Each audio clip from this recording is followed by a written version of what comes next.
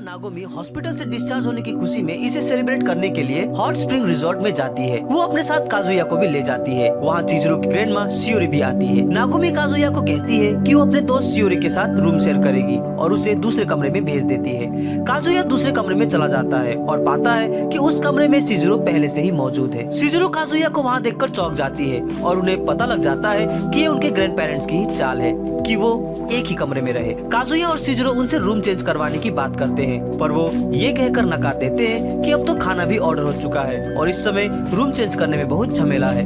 फिर वो उन्हें एंजॉय करने के लिए अकेला छोड़ देते हैं। रूम में वापस आकर वे दोनों खाना खाने बैठ जाते हैं। सोते समय काजुया अपना बिस्तर कमरे से बाहर ले जाता है, लेकिन शिजुरो उसे अंदर ही सोने को कहती है। यह सुनकर काजुया इसे अपने लिए एक सुनहरा मौका समझने लगता है, लेकिन शिजुरो उसे एक किक मार के उसके सारी उम्मीदों पर पानी फेर देती है। रात को वो शिजुरो से कहता है कि वो उसे आगे भी रेंट पे लेना चाहता है ताकि उसके ग्रैंडमा को यह पता न चले कि वो उसकी असली गर्लफ्रेंड नहीं है। शिजुरो मान जाती है। इसके बाद काजुया अपने दोस्तों को यह बताता है कि उन्होंने ब्रेकअप नहीं किया और अब वे साथ में हैं। इसके बाद सोन काजुया से कहता है कि उसकी भी एक गर्लफ्रेंड है और वो चाहता है कि वे डबल डेट पर चले।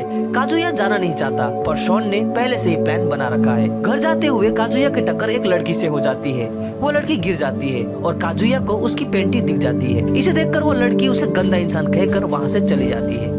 डबल डेट के दिन वे एक दूसरे से मिलते हैं। शोन अपनी गर्लफ्रेंड रुका को उनसे इंट्रोड्यूस कराता है। ये वही लड़की है जिसे काजुया की टक्कर हुई थी। वो उसे पहचान लेता है, पर वो विश्वास नहीं करता कि शोन को इतनी सुंदर लड़की आखिर कैसे मिल गई। इसके बाद वे क्लाइंबिंग करने जाते हैं। काजुया और रुका क्लाइंबिंग में बिल्कुल अच्छे नहीं है, पर शिजुरो बहुत ऊपर तक अच्छी तरह से क्लाइंबिंग कर लेती है। कुछ देर बाद रुका अकेले में शिजुरो को कहती है कि क्या वो काजुया की रेंटल गर्लफ्रेंड है। शिजुरो घबरा जाती है और उसे डिनाई कर देती है। फिर वो इस बारे में काजुया को बताती है। काजुया पैनिक हो जाता है, क्योंकि अगर रुका को पता चल गया तो शोन पूरे स्कूल में यह बात फैला देगा कि शिजुरो उसकी रेंटल गर्लफ्रेंड है। फिर वे रुका के पास जाते हैं और उसे बताते हैं कि वे सच में एक दूसरे के लवर्स हैं। रुका प्रूफ के लिए उन्हें किस करने को कहती है। उनके पास कोई ऑप्शन नहीं है, इसीलिए शिजुरो फोन से फेस को कवर करके किस करने का नाटक करती है। रुका इससे कन्विंस नहीं होती, क्योंकि उसने कुछ भी नहीं देखा। तभी शोन वहाँ आता है। काजुया झट से बात बदल कर कहता है कि शिजुरो को उसके ग्रैंडमा को देखने जाना है और वह चली जाती है। काजुया उनके साथ ही रहता है, यह जानने के लिए कि कहीं रुका शोन को सारी बात बता ना दे। वे लोग रुका को स्टेशन छोड़ने जाते हैं। शोन भी वहाँ से चला जाता है। इसके बाद काजुया वापस रुका को ढूंढते हुए उसके पीछे जाने लगता है। तभी रुका उसके सामने आ जाती है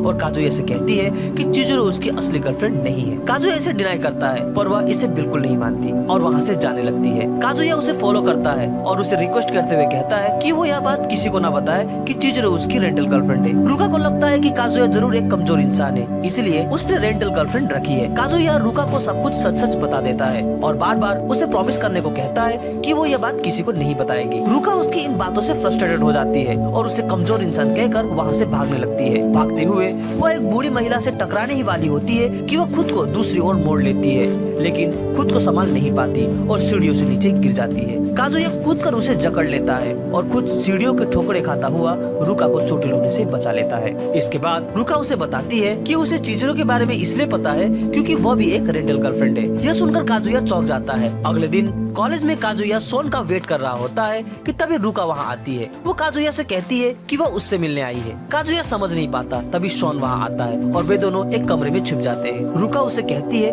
कि वो उसे हक करे क्योंकि उसे कुछ कंफर्म करना है, लेकिन तभी उस रूम में शोन आ जाता है। वे उससे छुपने के लिए एक डेस्क के अंदर घुस जाते हैं। यहाँ वो उससे गले मिलती है, फिर अपने फोन में कुछ चेक करने लगती है। उसके फोन में एक साउंड आता है जिसकी वजह से शोन उन्हें देख लेता है। रुका शोन को उसे रेंट में लेने के लिए थैंक्स कहती है, क्योंकि उसकी वजह से ही उसे अपना सच्चा प्यार मिल गया। शोन शॉक्ड हो जाता है और वहाँ से चला जाता है। काजुया वहाँ से निकलकर शोन को ढूंढने लगता है, पर वह कहीं नहीं मिलता। इसके बाद वो शिजुरो के घर जाता है और दरवाजे के बाहर से ही उसे बात करने लगता है। वो पूरी बात उसे बताता है। तभी रुका भी उसे ढूंढते हुए वहाँ आ जाती है। जब रुका को पता चलता है कि शिजुरो काजुया की पड़ोसी भी है, तो वह और अधिक गुस्सा हो जाती है। फिर वो कहती है कि अगर वो उसके साथ घूमने चले तो वह यह बात किसी को नहीं बताएगी कि शिजुरो उसकी रेंटल गर्लफ्रेंड है। वो आगे कहती है कि उसे काजुया से प्यार हो गया है और जो इंसान अपने रेंटल गर्लफ्रेंड की इतनी फिक्र करता है वो अपने रियल गर्लफ्रेंड को तो बहुत ज्यादा ही प्यार करेगा। शिजुरो और काजुया इस बारे में बात करते हैं। काजुया उसे कहता है कि वो रुका को प्यार नहीं करता, उसे वो सुंदर लगती है, पर वो शोन को दुख नहीं पहुंचाना चाहता। काजुया डिसाइड करता है कि वो शोन को ढूंढकर उसे सारी सच्चाई बता देगा कि चिजुरो भी उसकी रेंटल गर्लफ्रेंड है। इससे वो शोन के साथ अपनी दोस्ती भी बचा लेगा और यह बात सीक्रेट भी रहेगी। जब वो शोन को ढूंढने जाता है तब रुका भी उसके पीछे दौड़ते दौड़ते हुए आकर उसे जकड़ लेती है और कहती है कि उसे अपने इस प्यार के लंबे अरसे से तलाश थी और वो इसे जाने नहीं देगी। काजुया उसे माफी मांगते हुए कहता है कि वो उसे प्यार नहीं कर सकता क्योंकि वो शॉन को दुख नहीं पहुंचाना चाहता। इस पर रुका रोने लगती है। तभी शिजुरो भी वहां पहुंचती है और काजुया को समझाती है कि उसे रुका के साथ जाना चाहिए क्योंकि ऐसा लगता है कि वो उसे बहुत ज्यादा प्यार करती है और वैसे भी अगर इस तरह उसे अकेला छोड़ दिया जाए तो यह हमारे लिए भी मुसीबत पैदा कर सकती है। काजुया ना चाहते हुए भी शिजुरो की बात मान लेता है और रुका के साथ समय बिताने को तैयार हो जाता है। रुका का हद से अधिक प्यार उसे परेशान कर देता है। उसके कॉल्स और मैसेज से वो तंग आ जाता है, लेकिन उसके अंदर यह डर भी है कि कहीं वो शिजुरो के साथ उसके फेक रिलेशनशिप का भांडा न फोड़ दे। क्रिसमस आने को है। रुका काजुया से मिलने उसके कॉलेज में आती है, लेकिन काजुया उसे कहता है कि वो उससे वहाँ मिलने ना आया करे क्योंकि शॉन उन्हें देख सकता है। वो मान जाती है और वो प्लान बनाती है कि शनिवार को वो लोग मूवी देखने जाएंगे। इधर काजुया शिजुरो को मिस करने लगता है। उसे पता चलता है कि किसी ने शिजुरो को क्रिसमस के लिए बुक कर लिया है।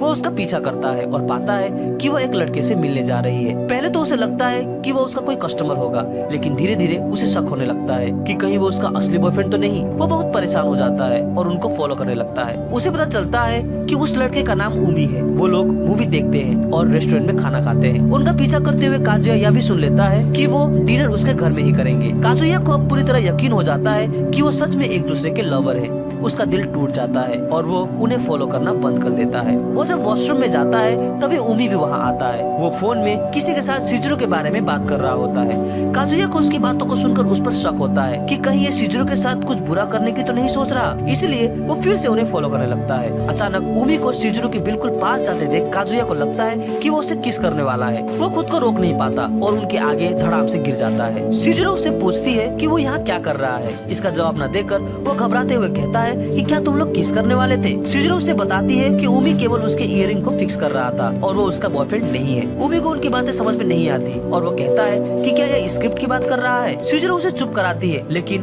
कोई उपाय न सूझने पर आखिरकार वो काजुया को अपनी सच्चाई बताते हुए कहती है कि वो वास्तव में एक बिगिनर एक्ट्रेस है और एक्टिंग स्कूल की फी के लिए वो रेंटल गर्लफ्रेंड का काम कर रही है। उमी उसका एक एक्टर दोस्त है और वो फिल्म दिलाने में उसकी मदद कर रहा है। काजुया यह सुनकर चौंक जाता है। उसके बाद शिजुरो उसे एक फोन केस गिफ्ट करती है क्योंकि पिछली बार उसकी वजह से ही उसका फोन टूट गया था। काजुया इसे पाकर रोने लगता है क्योंकि यह पहली बार था जब किसी लड़की ने उसे कोई गिफ्ट दिया हो। फिर वो घर जाकर शिजुरो के रिव्यूज और कमेंट्स को पढ़ने लगता है और देखता है कि शिजुरो ने अपने बाकी कस्टमर को भी कुछ न कुछ गिफ्ट दिया था। उसकी खुशी उदासी में बदल जाती है। अगले दिन वो शिजुरो से शिकायत करता है कि उसे दूसरे लड़कों को गिफ्ट नहीं देना चाहिए। ऐसा करने से उन लोगों पर गलत इंप्रेशन जा सकता है। पर वह कहती है कि वो उस वक्त उनकी गर्लफ्रेंड थी और ये नॉर्मल है। एजेंसी की पॉलिसी भी यही कहती है। काजुया को यह अच्छा नहीं लगता। इसे देखकर वो झट से खड़ी होकर कहती है कि क्या वो उसे पसंद करता है। काजुया ना कह देता है। वो ठंडी पड़ जाती है और कहती है अच्छा यही होगा कि हमारा रिलेशन एक बिजनेस ही हो। घर जाते हुए रुका उन्हें रास्ते में मिल जाती है। काजुया को शिजुरो के साथ देख उसे अच्छा नहीं लगता और वह उसे डेट में चलने को फोर्स करती है। डेटिंग के दौरान भी काजुया सिर्फ शिजुरो के बारे में ही सोचता रहता है। तभी रुका उसकी आंखों में पट्टी बांध देती है और उसे एक होटल में ले जाती है। जब उसकी पट्टी खुलती है वो देखता है कि रुका अपने सॉक्स को उतार रही है। वो घबरा जाता है और वहाँ से भागने की कोशिश करता है, लेकिन रुका उसे यहाँ गलत काम करने के लिए नहीं लाई है, बल्कि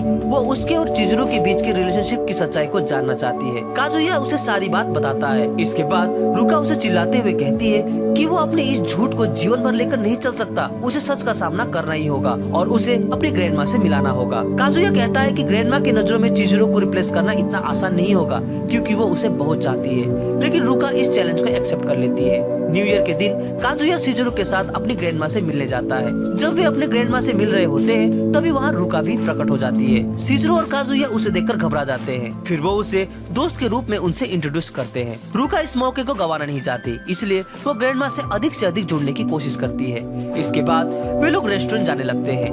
नागोमी पूछती है कि रुका को वो कैसे जानते हैं। काजुया कहता है कि रुका शिजुरो की दोस्त है, लेकिन रुका कहती है कि वो काजुया की गर्लफ्रेंड है। नागोमी को यह बात अच्छी नहीं लगती और वह सभी को अंदर जाने को कहती है और काजुया से अकेले में बात करती है। वह काजुया को मारने लगती है। उसे लगता है कि वह चिजुरो को चीट कर रहा है। वो उसे रुका से ब्रेकअप करने को कहती है। काजुया उन्हें समझाता है कि रुका एक पैथोलॉजिकल लायर है। वो बात बात में झूठ बोलती रहती है, लेकिन इसके अलावा वो एक अच्छी लड़की है और शिजुरो उसे बहुत प्यार करती है। यह सुनकर ग्रैंडमा को थोड़ी राहत मिलती है। उधर रुका शिजुरो से कहती है कि वो लोग जीवन भर इस तरह झूठ बोलकर नहीं बच सकते। वे लोग खुद के लिए समस्या और बढ़ा रहे हैं। अगर वो उसके सच में गर्लफ्रेंड बनना चाहती है तो ठीक है, लेकिन नहीं तो उसे अपने इस रोल को छोड़ना होगा और काजुया को रुका को सौंपना होगा, क्योंकि वो सचमुच उसे बहुत प्यार करती है। डिनर के दौरान रुका काजुया को सबके सामने खाना खिलाने लगती है, लेकिन इस पर उसके परिवार वालों का कोई रिएक्शन नहीं आता। उसे यह सब कुछ अजीब लगता है और वो काजुया को अकेले में बात करने के लिए बुलाती है। उनके जाने के बाद काजुया के पेरेंट्स शिजुरो से कहते हैं कि वो कितनी समझदार है, क्योंकि उसने रुका जैसी लड़की को मैनेज करके रखा है। इधर काजुया रुका से कहता है कि उसने अपनी ग्रैंडमा से यह कहा है कि रुका एक पैथोलॉजिकल लायर है। रुका को यह बात अच्छी नहीं लगती और वो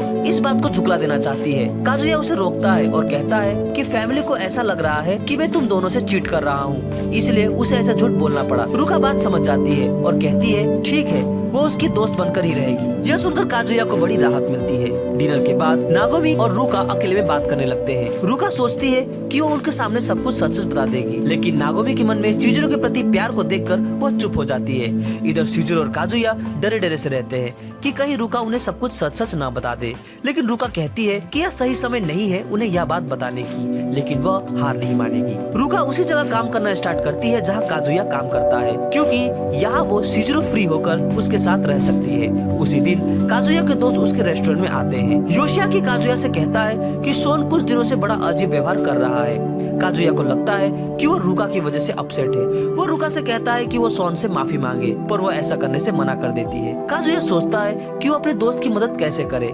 उसे एक आइडिया आता है और वो शिजुरो से एक फेवर मांगता है। अगले दिन शिजुरो शोन की रेंटल गर्लफ्रेंड बनकर उसके पास जाती है। ये देखकर शोन चौंक जाता है और वो रेंटल गर्लफ्रेंड है या नहीं इसे देखने के लिए अपना फोन चेक करने लगता है। शोन ना चाहते हुए भी शिजुरो के साथ डेट में चला ही जाता है। उसके बाद वे लोग पूरा दिन साथ में स्पेंड करते हैं। शोन अपनी मन की बातों को शिजुरो से शेयर करता है। शाम को जब वह शिजुरो को पैसे देने लगता है तो शिजुरो उसे बताती है कि उसे पैसे मिल चुके हैं। तभी शोन काजुया को कोने में खड़ा देख लेता है। शिजुरो उन्हें बात करने के लिए अकेला छोड़ देती है। काजुया उसे सारी बातों के लिए माफी मांगता है और अपनी पूरी सच्चाई उसे बताता है। इसे सुनकर शोन हंसने लगता है और काजुया भी काफी रिलीफ फील करता है। अगले दिन शिजुरो काजुया को बेलकनी में मिलने के लिए बुलाती है। काजुया काफी खुश होता है और काफी तैयार होकर उससे मिलने जाता है। शिजुरो कहती है कि वो उसकी एक फ्रेंड सुमी को गर्लफ्रेंड के रूप में रेंट पे ले ले। सुमी बहुत शाय है और क्लाइंट्स के भी उस पर काफी कंप्लेंट्स है। वो चाहती है कि वो उसका हौसला बढ़ाए। काजुया मान जाता है। अगले दिन वो सुमी से मिलने जाता है। सुमी उसे देखकर शर्माकर छुप जाती है। उसके बाद वे कॉफी पीने जाते हैं। यहाँ काजुया को पता चलता है कि सुमी बहुत ही ज्यादा शाय है। वो उससे बात तक करने में कतराती है। बॉलिंग करते वक्त वो पूरी तरह से गिर भी जाती है। काजुया उसे कहता है कि वो रेंटल गर्लफ्रेंड क्यों बनना चाहती है। इस पर सुमी संकेत के माध्यम से यह कहती है कि वो खुद में चेंज लाना चाहती है। इसके बाद काजुया उसके लिए ड्रिंक्स लेने जाता है, लेकिन जब वो वापस आता है तो देखता है कि 3 लड़के सुमी को घेर कर उसे छेड़ रहे थे। काजुया उनसे लड़ाई नहीं करना चाहता, पर शिजुरो को डिसअपॉइंट भी नहीं करना चाहता, इसलिए वो चुपचाप से वहाँ जाकर सुमी का हाथ पकड़कर वहाँ से बाहर निकालता है। फिर वे कई जगहों पर जाते हैं और समय बिताने लगते हैं। जब काजुया वॉशरूम से वापस आता है तो पाता है कि मम्मी सुमी के साथ बैठी हुई है। वो ये देखकर चौंक जाता है। वो घबराते हुए सुमी को दोस्त के रूप में मम्मी से इंट्रोड्यूस कराता है, पर सुमी उसके साथ गर्लफ्रेंड जैसा एक्ट करने लगती है और काजुया के लिए सिचुएशन और भी अधिक मुश्किल बना देती है। मम्मी सुमी को उन्हें कुछ देर अकेला छोड़ने के लिए रिक्वेस्ट करती है। सुमी मान जाती है। मम्मी कहती है कि तुम पहले से बिल्कुल बदल चुके हो और अभी तुम्हारी कई क्यूट गर्लफ्रेंड्स हैं। जाने से पहले वो काजुया से कहती है कि वो उनके बारे में शिजुरो से कुछ नहीं कहेगी। डेट के बाद काजुया सुमी से कहता है कि उसे उसका साथ अच्छा लगा। भले ही तुमने ज्यादा बात नहीं की, लेकिन फिर भी यह बहुत मजेदार था। सुमी को उसका यह फीडबैक बहुत अच्छा लगता है और वह काजुया का नाम पुकार कर उसे कहती है कि वह फिर से उससे मिलना चाहेगी और वहाँ से भाग जाती है। सुमी शिजुरो को कॉल करके डेट के बारे में बताती है और काजुया की तारीफ भी करती है। इधर मामी काजुया के बारे में सोच रही होती है। वो सरप्राइज्ड है कि सुमी जैसी क्यूट लड़की उसकी गर्लफ्रेंड है। वो सुमी का नाम मोबाइल में सर्च करने लगती है और यह देखकर चौंक जाती है कि सुमी एक रेंटल गर्लफ्रेंड है। उधर शिजुरो काजुया से सुमी को डेट करने के लिए थैंक्स कहती है। उसने उसे काफी एंजॉय किया। फिर वो कहती है कि वो रेंटल गर्लफ्रेंड जॉब क्विट करने वाली है, क्योंकि उसे डायरेक्टर ने एक रोल के लिए चुन लिया है। काजुया को यह सुनकर बुरा लगता है, लेकिन वो उसे इतने दिनों तक साथ देने के लिए थैंक्स भी करता है। अगले दिन शिजुरो की एक कस्टमर के साथ लास्ट डेट होती है, लेकिन वो कस्टमर होती है मामी। शिजुरो के लिए यह समय काफी शर्मिंदगी भरा होता है, लेकिन वो अपने कस्टमर के प्रति वफादार है। मामी उसे उसी रेस्टोरेंट में ले जाती है जहाँ काजुया काम करता है। काजुया वहाँ उन्हें एक रूम में जाते हुए देख लेता है। मामी शिजुरो को पैसे देती है पर वो लेने से मना कर देती है। शिजुरो पूछती है कि वो ऐसा क्यों कर रही है पर वो इसे इग्नोर कर देती है। काजुया बाहर से उनकी बातों को चुपके से सुन रहा होता है। वह जान जाता है कि मामी को उसके झूठे रिलेशनशिप के बारे में पता चल गया है। जब वो वहाँ से चले जाते हैं तो काजुया भी बीमार होने का नाटक करके काम से छुट्टी ले लेता है और उनके पीछे चला जाता है। वो चुपके से देखता है कि शिजुरो और मामी उसके बारे में बात कर रहे हैं। शिजुरो उससे कहती है कि क्या तुमने कभी महसूस नहीं किया कि काजुया तुम्हें कितना चाहता है, तुम उसकी जिंदगी हो। ऐसा बॉयफ्रेंड हर किसी को नहीं मिलता। पर मामी इसका स्पष्ट उत्तर नहीं देती। रात को काजुया शिजुरो को उसकी तरफ से बोलने के लिए थैंक्स करता है। शिजुरो कहती है कि मुझे माफ कर देना, मैं तुम्हारे लिए कोई अच्छी गर्लफ्रेंड नहीं ढूंढ पाई। इस पर वह भावुक होकर कहता है कि मैं तुम्हें चाहता हूँ। शिजुरो पूछती है तुम कहना क्या चाहते हो। काजुया डर जाता है और बात बनाते हुए कहता है कि मेरा मतलब है कि मैं तुम्हें रेंटल गर्लफ्रेंड बनाना चाहता हूँ। शिजुरो लंबी सांस लेती है और कहती है कि मुझे माफ कर देना, अब उसे यह जॉब क्विट करना ही होगा। उसके बाद वे दोनों अपने अपने कमरे में चले जाते हैं और बेचैन होकर एक दूसरे के बारे में सोचने लगते हैं। अगली सुबह सभी अपने अपने कामों में व्यस्त हो जाते हैं और यहीं पर यह एनिमे समाप्त हो जाता है। उम्मीद है आपको मेरा यह एक्सप्लेनेशन अच्छा लगा होगा। अगर अच्छा लगा हो तो इसे लाइक और कमेंट जरूर करें। हमसे जुड़ने के लिए चैनल को सब्सक्राइब करें। तो मिलते हैं अपने अगली वीडियो में। Sign out.